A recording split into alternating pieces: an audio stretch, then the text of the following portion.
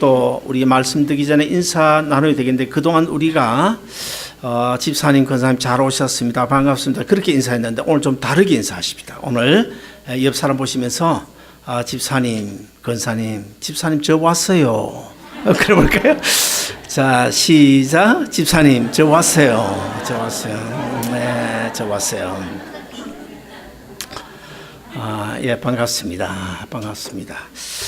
여러분, 우리가 가진 성경 중에서 시편은 모두 몇 편입니까? 150편입니다.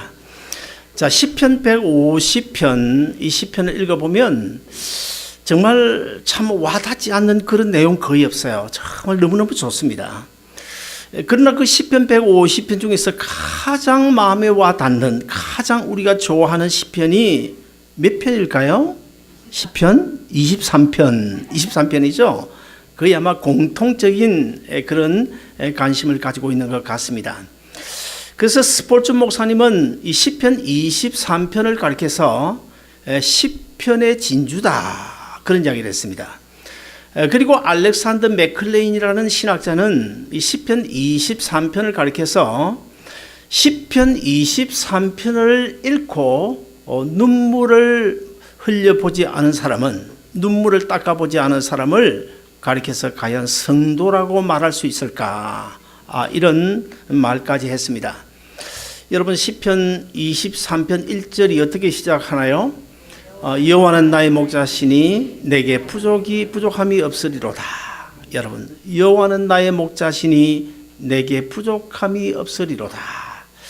자, 시편 23편을 다 읽지 않아도 23편 1절 여호와는 나의 목자시니 내게 부족함이 없으리로다. 이 한 구절 안에도 너무나 많은 내용들이 숨겨져 있어요. 너무나 많은 내용들이 숨겨져 있어요.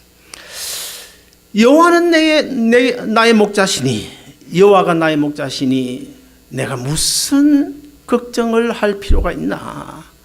여호와가 나의 목자시니 내가 무슨 두려움에 휩싸일 필요가 있나? 아무리 어렵고 힘든 상황에 직면해도 여호와께서 나의 목자시니 아무 걱정 없다. 그저 행복할 뿐입니다. 이런 고백 아닐까요? 아무쪼록 이 시간 저는 힘들게 이민을 살아가고 계시는 여러분 심령 속에 여러분에게 이런 고백이 있기를 주의 이름으로 축원드립니다. 지난 주일 우리가 요한복음 10장 1절부터 10절까지의 말씀을 가지고 양의 문 되신 예수님, 그런 제목으로 말씀을 전해드렸습니다. 목자들이 양을 치다가 해가 저물어서 양떼를 이끌고 어디로 오는가 하면 공동우리로 오게 됩니다. 그 공동우리에는 오직 문 한 개가 있을 뿐입니다. 그래서 공동우리에 와서 자기들이 양치던 양을 그 공동우리 안으로 넣어놓고 이제 목자들 중에 이제 순번을 정해가지고 그 공동우리 문을 밤새도록 지키게 됩니다.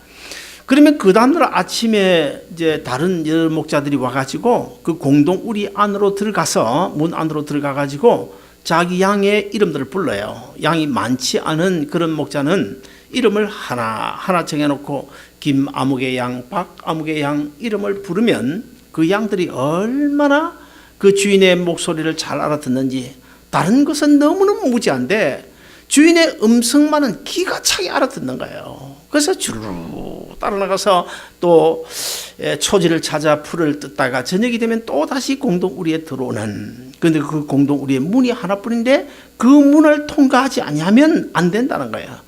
일이나 맹수들이 와서 잡아먹을 수밖에 없는, 그래서 그 문이 꼭 하나인데 그 문이 누구냐? 바로 예수님입니다. 그 문은 바로 구원의 문을 상징하고 있습니다.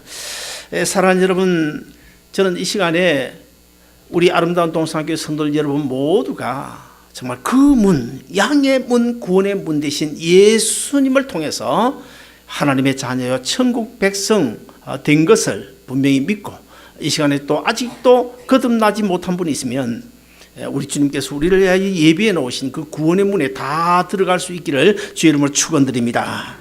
자, 그런데 오늘 보면은 유일한 그 구원의 문이요 양의 문이신 예수님께서 뭐라고 선포를 하고 계신가 하면 내가 바로 선한 목자다, 그렇게 선포를 하고 있어요. 예수님께서 십자가에 달려 죽으심으로 우리를 죄에서 구원하여 내가 너희를 죄에서 구원해 놓았으니 너희끼리 한번 잘 먹고 잘 살아봐라, 그런 것이 아니고, 우리가 예수 믿고 구원 얻었는데 예수님께서 그냥 내버려 두는 것이 아니라 끝까지 천국에 들어갈 때까지 우리의 선한 목자로 우리가 늘 함께 해주시겠다, 그런 놀라운 축복의 선언입니다.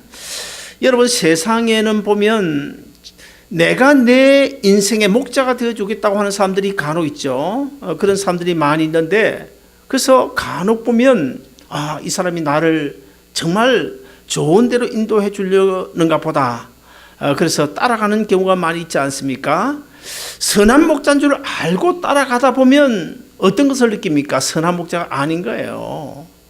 참된 목자가 아니고 그냥 싹군 목자, 오히려 내 인생을 망가뜨리는 그런 사람들이 우리 주위에 많이 있지 않습니까?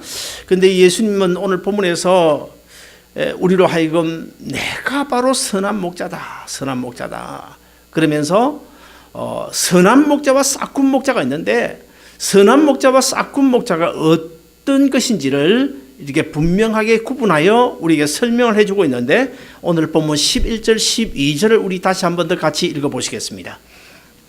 다 같이 읽습니다. 시작. 나는 선한 목자라. 선한 목자는 양들을 위하여 목숨을 버리거니와 싹군은 목자가 아니요 양도 제 양이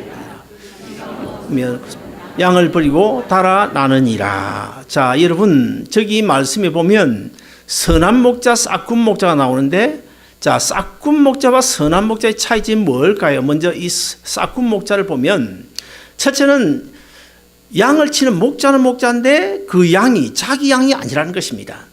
돈을 받고 남의 양을 쳐주는 그런 싹군 목자라는 것입니다.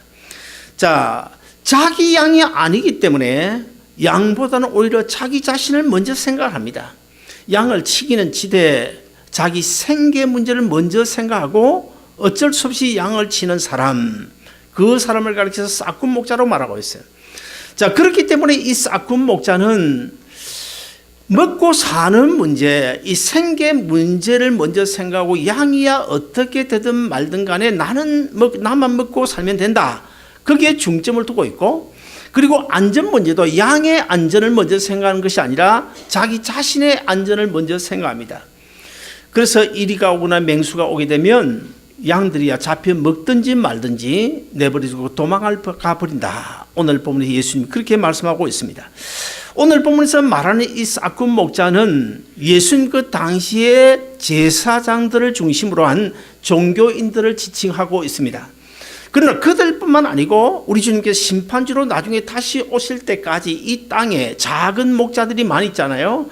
작은 목자들 가운데서 싹군 목자가 많을 것을 예수님께서 미리 아시고 지금 이 말씀을 하고 계시는 거예요.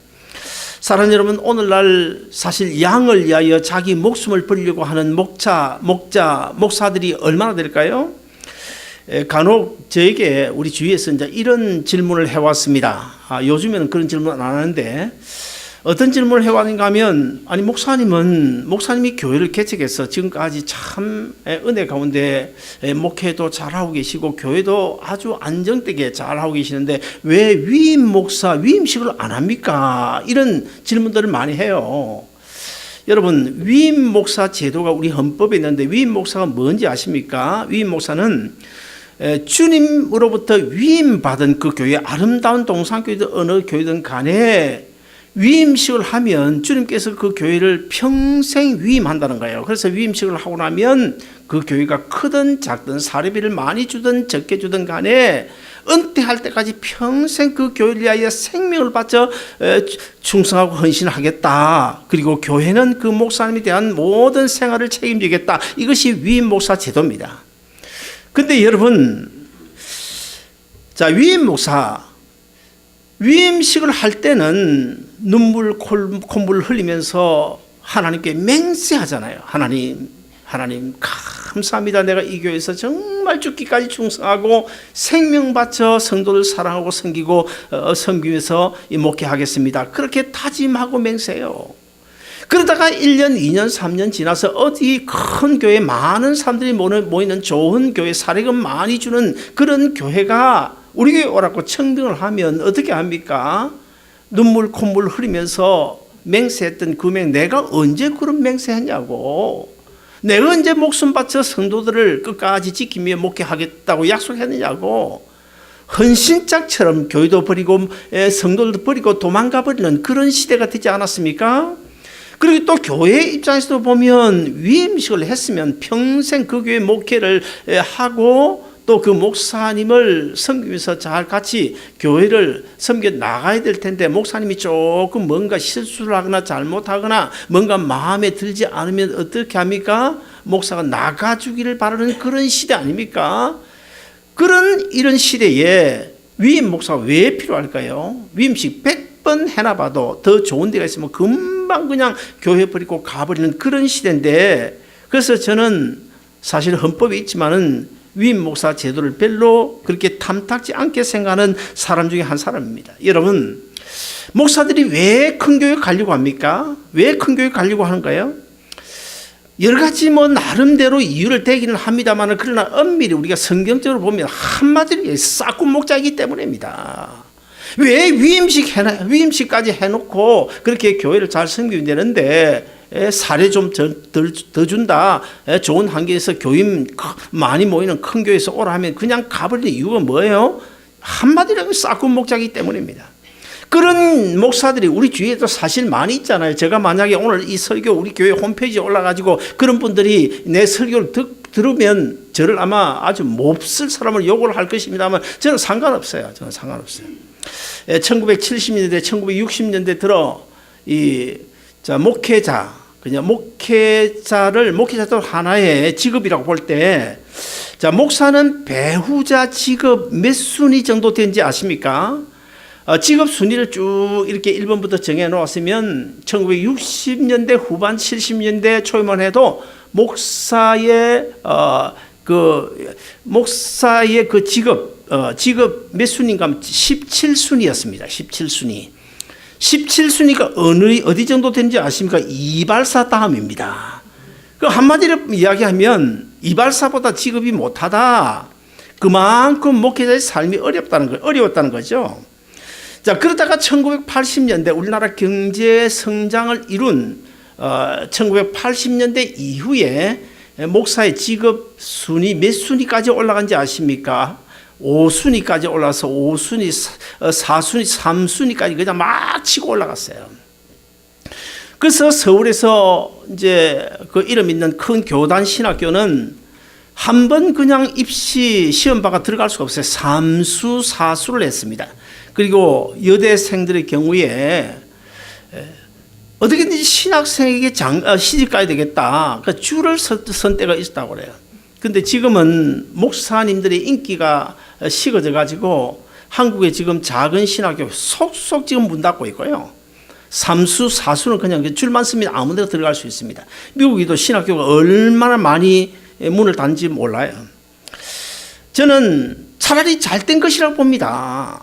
왜 그렇게 보는가 하면, 그래야 삶의 방편이 아닌 진짜 소명받은 목회자들만 남아 있을 것이기 때문에 차라리 잘 됐다, 저는 그렇게 생각하는 사람 중에 한 사람입니다. 여러분, 참 목자 곧 선한 목자는요, 사례비가 많고 적고 거기에 구애받으면 안 됩니다. 교인이 많고 적고 거기에 구애받으면 안 됩니다. 정말 주님께서 맡겨주신 교회에 맡겨주신 성도들이라면 생명을 바쳐 목회할 수 있어야 됩니다. 같이 살고 같이 죽을 수가 있어야 되는 것입니다. 오늘 본문 14절 초에 보시면 예수께서 나는 선한 목자라고 선언하고 계시고, 그 다음에 마지막 15절에 가서 보면 나는 양을 위하여 목숨을 버리노라, 목숨을 버리겠다고 단호하게 말씀하신데, 오늘 본문 이후에 얼마 지나지 않아서 예수님께서 갈보리 언덕 십자가에서 모든 인류, 양인 모든 인류를 위하여 십자가에 달려 죽으신 그것을 미리 내다보시고 지금 이 목자 비유를 하고 계신 것입니다. 여러분, 세상의 짐승인 양을 위하여 자기 목숨을 버리는 목자가 어디 있겠습니까? 그럼에도 불구하고 예수님은 양을 위하여 내가 목숨을 버리겠다고 선언하고 계신데, 물론 오늘 본문에서 이 양은 일반 그 짐승인 그 양을 의미하는 것은 아니고 성도들 지칭하고 있죠. 여러분 본문 14절 15절 보면 중요한 내용이 나오는데 우리 한번 같이 읽어보시겠습니다. 오늘 본문 14절 15절 같이 읽습니다. 시작. 나는 선한 목자라. 나는 내 양을 알고 양도 나를 아는 것이 아버지께서 나를 아시고 내가 아버지를 아는 것 같이 나는 양을 위하여 목숨을 버리노라. 자, 여러분 저 말씀을 좀 띄워놓으세요. 이 말씀을 우리가 한번 분해를 해보십시다. 분해해보면 제일 먼저 뭐라고 말씀하십니까? 예수님께서 나는 선한 목자다 그래요. 그리고 마지막에 보시면 나는 양을 위하여 목숨을 버리노라 그렇게 말씀하고 있는데, 자 그러면 나는 선한 목자다 거기까지 이해가 되는데, 예수님께서 나는 양을 위하여 목숨을 버리겠다 그렇게 선언하시는데, 선한 목자와 나는 양을 위하여 목숨을 버린다 그 중간에 보면 왜 예수님께서 선한 목자이시고 왜 예수님께서 양을 위하여 목숨을 버리는지 그 이유를 거기다 설명해 놨는데요, 그 중간만 우리 흰 글자만 같이 한번 읽어보시겠습니다. 시작. 나는 내 양을 알고 양도 나를 아는 것이 아버지께서 나를 아시고 내가 아버지를 아는 것 같으니 그래요. 이해가 안 되죠?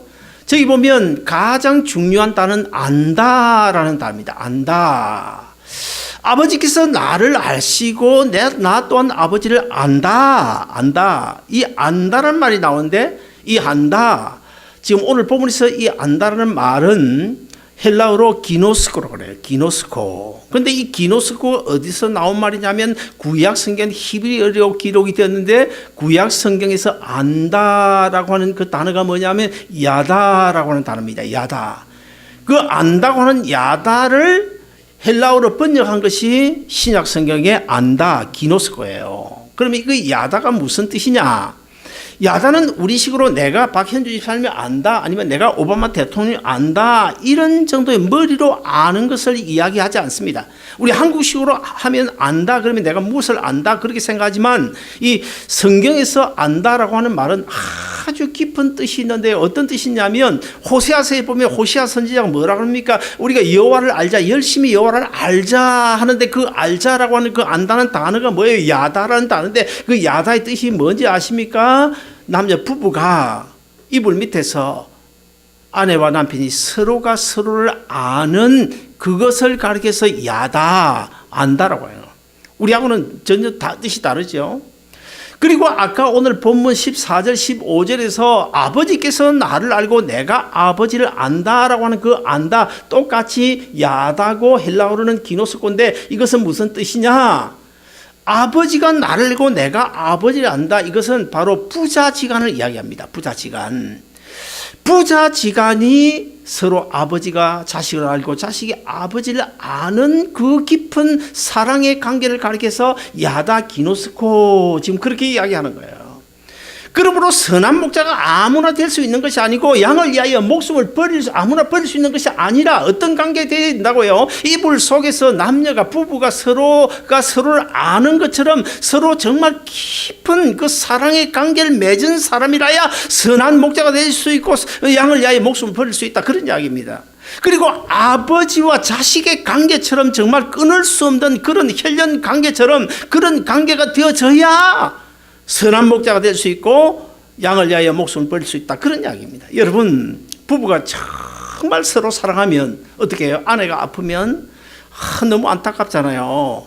저처럼 너무 안타깝잖아요. 그래, 아이고 내가 대신 아팠으면 좋겠다. 근데 몰라줘요. 저 사람은 그걸 몰라. 내가 바깥으로 말을 안 해서 속 사람, 내 그런 사람인데 그걸 몰라요. 나중에 내가 하늘나라 가서 이제 한번 따져야 되겠어요. 자, 그리고 또 부모 자식도 그러잖아요. 진짜 부모는 자식이 정말 자식 대신에 내가 참 죽었으면 좋겠다, 그런 마음 가지잖아요. 자, 그런 사랑의 관계, 그런 아무도 따라갈 수 없는 그런 사랑의, 아버지와 아들이 가지고 있는 그 사랑의 관계, 그리고 부부 간의 관계 가지고 있는 그 사랑의 관계 속에서 서로 알고 있는 것, 이것이 야다 기노스코인데, 그런 관계가 되어야 내가 선한 목자가 될 수 있고 양을 위하여 목숨을 버릴 수 있다. 지금 그런 이야기입니다. 그래서 오늘 본문에서 내가 양들을 위하여 목숨을 버린다. 이것을 다른 말로 뭡니까? 주님께서 이 시간에 아름다운 동산교회 성도들 너희 한 사람 한 사람을 위하여 내가 목숨을 버리겠다. 버리는데 어떻게 해요? 어떻게? 주님과 우리가 정말 깊은 사랑의 관계가, 부자진 간의 관계 아니면 부부의 관계처럼 그런 깊은 아가페적인 사랑의 관계가 맺어져야 지금 주님께서 말씀하신 내가 선한 목자고 내가 양을 위하여 목숨을 버리겠다 하는 이 말씀이 적용이 되는 것입니다.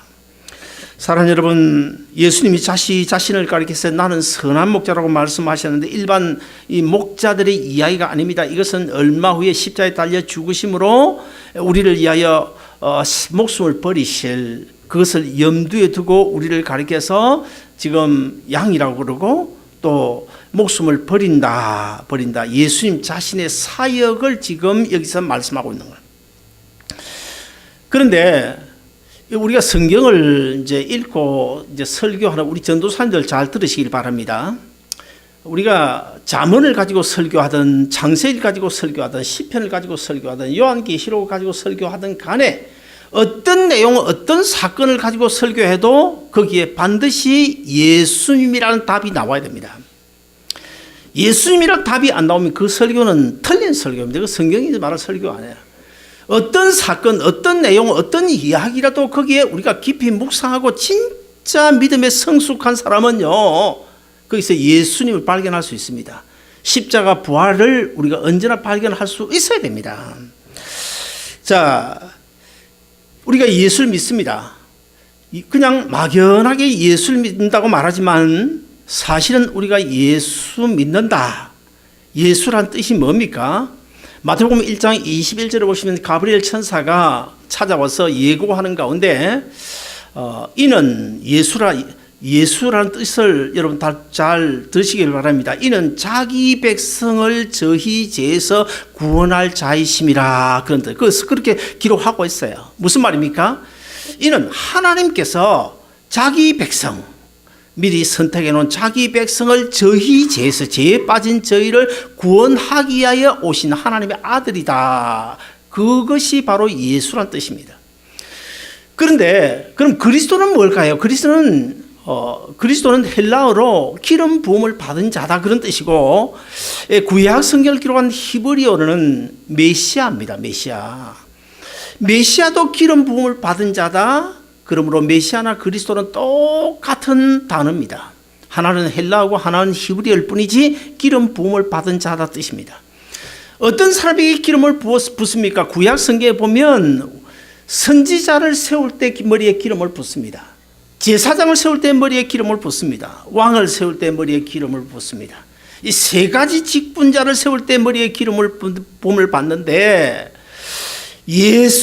요한 1서 5장 1절을 보시면 예수를 그리스도로 믿는 자마다 하나님께로부터 난 자니. 그렇죠. 무슨 말입니까? 하나님께로부터 났다, 거듭났다, 구원 얻다 그 말입니다.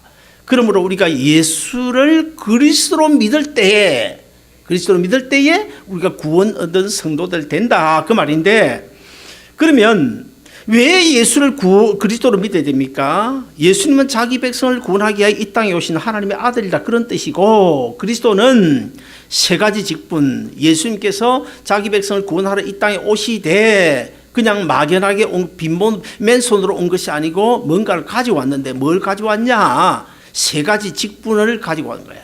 제사장의 직분과 선지자의 직분과 왕의 직분을 가지고 이 세상에 오셔서 우리를 다 구원해 주신. 그래서 예수를 그리스도로 믿을 때에 우리 하나님께로부터 거듭난 구원 얻은 성도가 된다 그런 이야기입니다.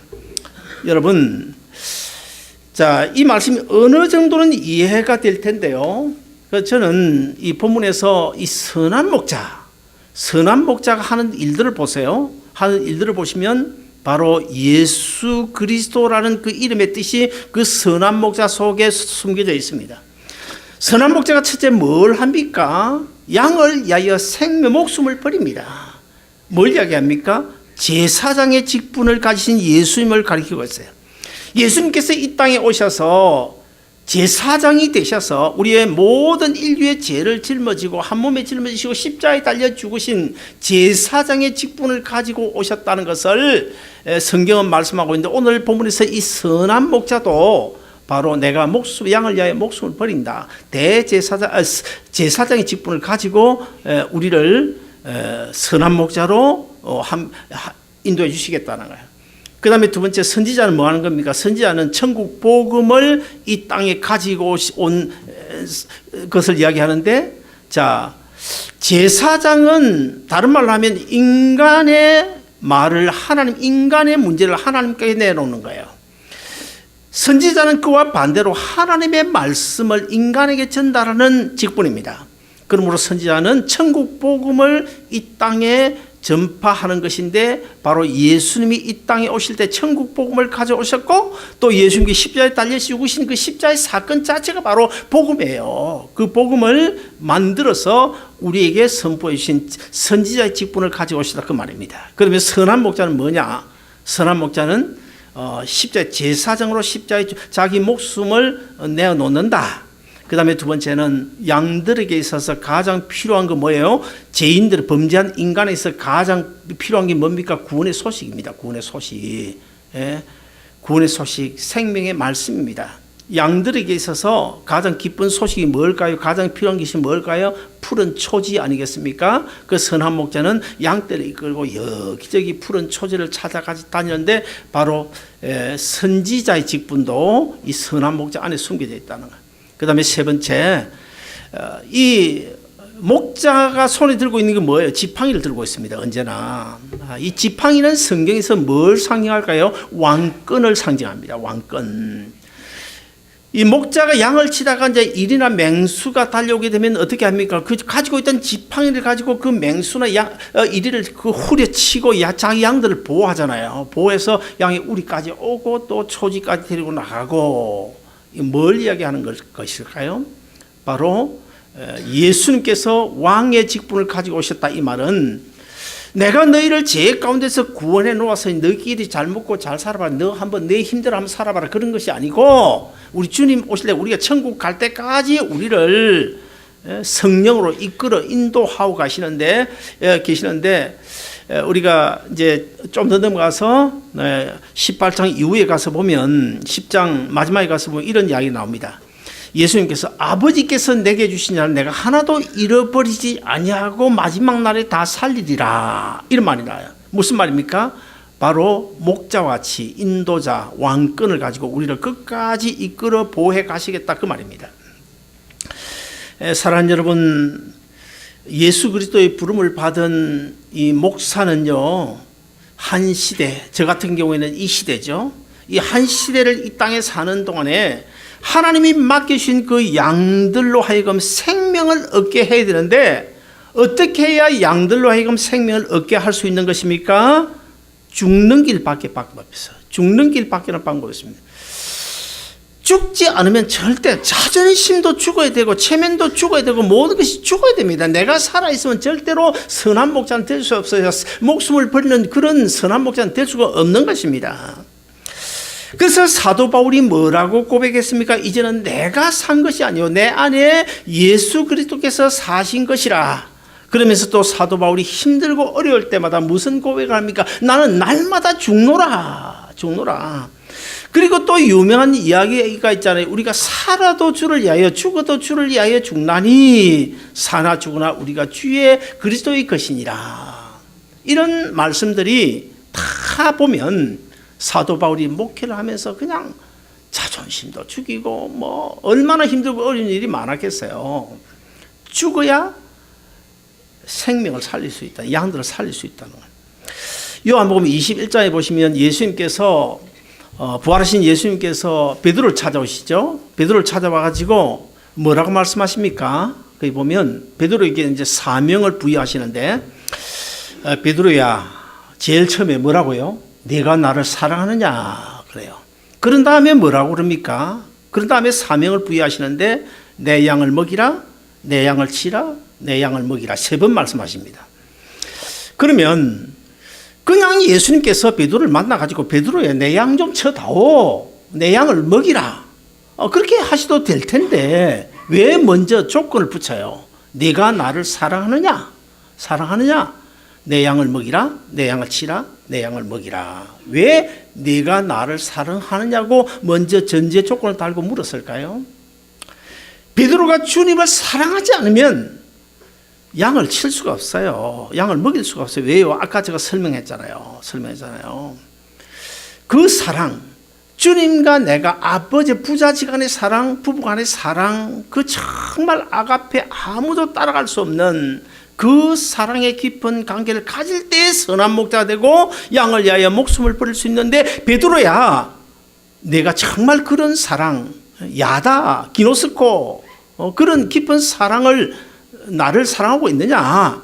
그렇다면 너는 선한 목자가 될 수 있을 것이고, 너는 거꾸로 십자가에 달려 죽을 수 있는 그런 선한 목자가 될 수 있을 것이다. 지금 그렇게 지금 이야기한 거예요. 예수님 찾아오셨어요. 여러분, 예수님께서 베드로에게 주신 그 사명, 베드로에게만 주셨을까요? 베드로뿐만 아니고 오늘 수많은 목회자, 목사들에게 주신 그 사명이고요. 그래서 오늘날 이 우리 목사들은, 목회자들은 다 작은 목자라고 해요. 작은 목자. 근데 목사만 목자입니까? 여러분은 목자가 아닙니까? 엄밀히 따지면 성경적으로 이 자리에 계신 여러분 한 사람 한 사람이 다 제2, 제3 작은 목자라는 사실을 우리가 잊어서는 안 될 것입니다. 왜 그렇습니까? 교회 안에서는 목사가 목자입니다. 그러나 교회 밖에 여러분이 나가면, 내일부터 나가면 제 가운데 헤매고 있는 한 사람 한 사람, 그들을 주님 앞으로 이끌고 와야 되잖아요. 양의 우리로, 공동 우리로 이끌어 와야 되잖아요. 복음을 전해야 되잖아요. 그들 위하여 기도하고 그들 위하여 염려하고 그들과 교제하면서 정말 그리스도의 복음을 전하는 선지자, 제사장, 왕과 같은 그런 작은 직분을, 목자의 직분을 가지고 있다고 봐야 되지 않을까요? 사랑하는 여러분, 이제 우리 모두 성탄을 맞아 선한 목자로 오신 예수님께 우리가 먼저 감사해야 되겠고, 주님, 나를 지키시고 인도하시고 제에서 구원해 주신 선한 목자 되어 주셔서 감사합니다. 감사해야 되겠고, 그리고 아직도 예수를 모르고 살아가는 우리 주위에, 내 주위에 있는 많은 사람들을 주님 앞으로 인도할 수 있는 작은 목자의 사명 결코 잊지 마시고, 남은 인생길에 나는 작은 목자다. 예수님은 선한 목자, 큰 목자시지만 목사만 목자가 아니고 나도 작은 목자다 라고 하는 사실을 꼭 기억하고, 어디를 가든지 누구를 만나든지 그들에게 선지자적 사명을 가지고, 제사장적 사명을 가지고, 왕의 사명을 가지고 작은 목자로 살아가는 여러분 모두 되시기를 주의 이름으로 축원드립니다. 기도하겠습니다.